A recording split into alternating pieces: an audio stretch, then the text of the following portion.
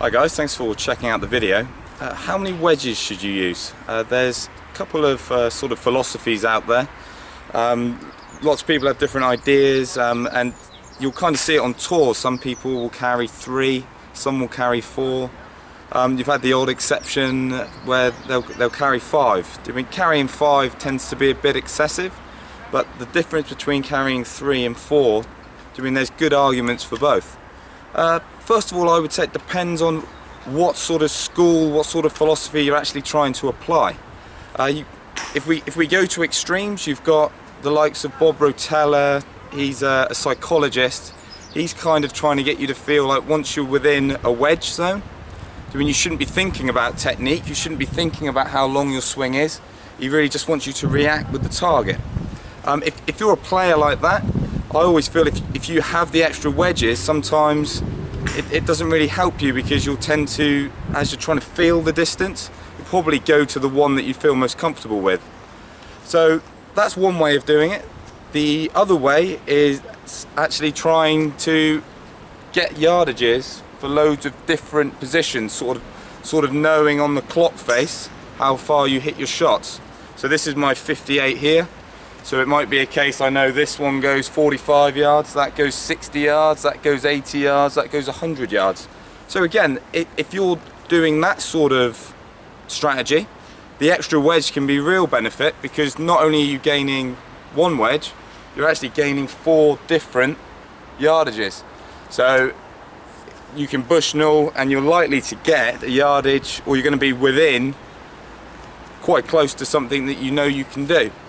So I'm not saying either is right or either is wrong, but what I do is I kind of do a bit of more of a hybrid way. I don't go quite as extreme. I like to know how far I hit my half shot, so I'll know how I do that with my 52, my pitching wedge and my 58, and then I'll try and then use feel and try and react with the target, but just have in the back of my mind that I know how far that one goes. So the reason I do that is I play a lot of golf in the UK. I play 95% of my golf in the UK, and the weather, we tend to get a bit of wind, tend to get a bit drizzly, firmness of the course can change through the year.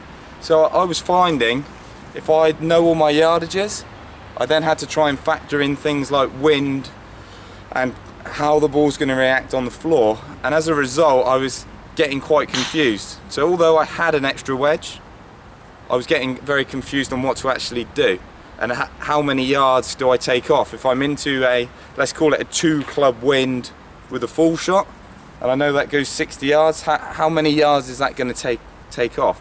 And I think you can make that work, and I'm not saying don't do it, but I just felt like it would have taken a lot more practice and a lot more effort on my behalf to actually get that system working for me. I prefer just a pitching wedge, a 52 and a 58, because I can just then I feel like I've got enough differences in the loft so I can hit the different flights required, but I'm not going to confuse myself, and like I say, I can react to the target. Some guys don't like that. Some people do, some people don't. So really consider what sort of strategy A, you think is going to improve your golf the most, and B, is most comfortable to you, to your situation, to your personality, how you like to play golf. You get guys that are quite scientific. If you're scientific, that's a great way of doing it. If you're more of a laid back, Bubba Watson-esque player, you might find just feeling it and getting to the target is the way forward. But thanks for checking the video out. I hope this has helped. Get some comments down below. What sort of wedge system are you using? And would you like to change, or do you think what you're doing right now is the best for yourself? Hope to catch you soon.